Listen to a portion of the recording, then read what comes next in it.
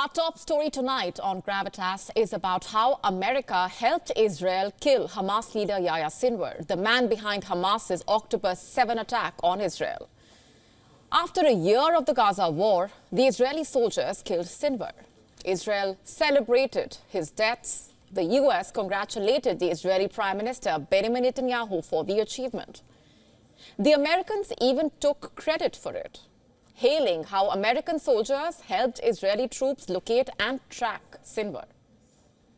As more information emerged, a huge question arose.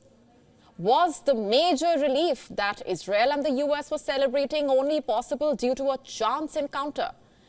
We asked that question because reports suggest that Sinwar was killed by soldiers who reportedly just stumbled upon him, unaware of whom they had killed. You heard that right.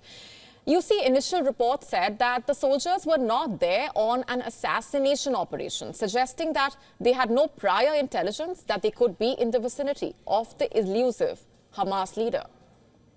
It was only after they took a closer look at his face and found identity documents on him that the troops realized they had got Yahya Sinwar.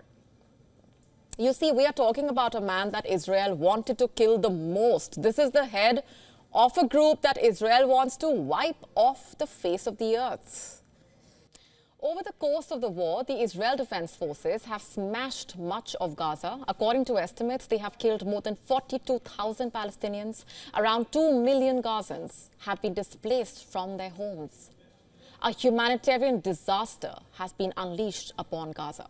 And it is the same man who was also behind the killing of 1,200 Israelis and the hostages taken from Israel on the fateful day last October. Sinwar's last reported sighting had been just a few days after the 7th October attack.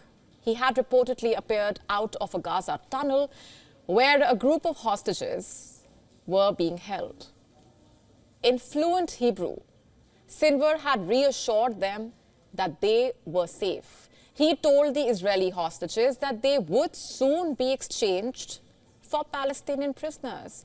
And then around October 10, a video reportedly recorded on Hamas security cameras and found by the Israeli military months later showed Sinwar following his wife and 3 children through a narrow tunnel and disappearing into the murk. The Israeli manhunt that followed after the events of October 7 saw Israel use advanced technology as well as brute force to capture the Hamas leader. Israel's hunt to nab Sinwar resulted in extremely high civilian casualties in Gaza. Israel showed that it will go to any lengths to kill the Hamas leader and destroy his circle. The Israeli operation included intelligence officers, special operation units from the IDF, military engineers, as well as surveillance experts, all working under the umbrella of the Israeli Security Agency. What they were really trying to do was achieve redemption. After all, it was their security failure that allowed Hamas to breach Israel's defenses and take Israeli hostages on October 7.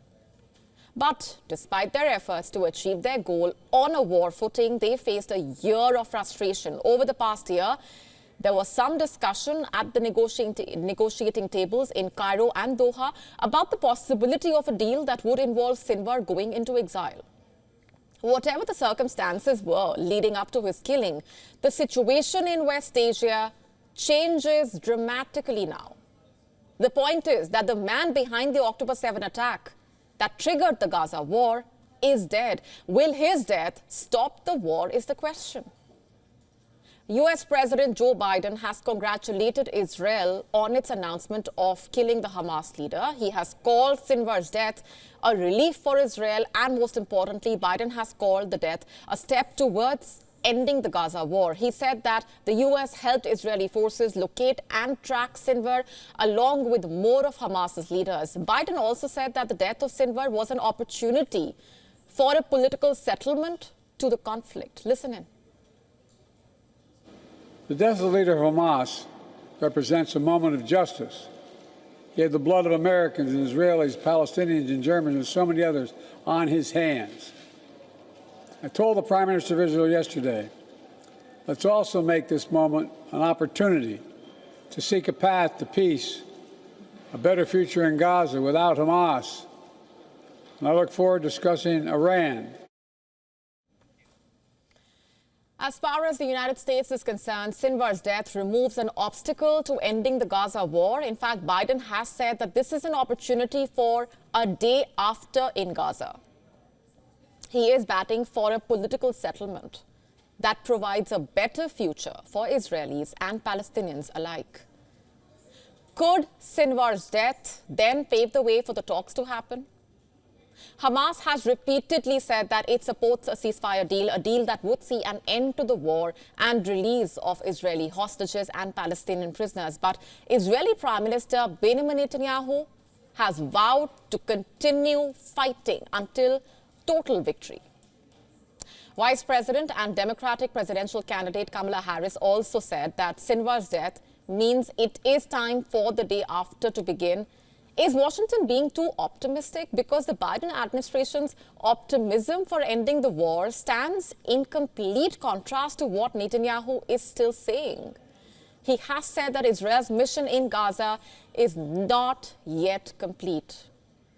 So then what is the way forward for Gaza and West Asia in general? Only time will tell.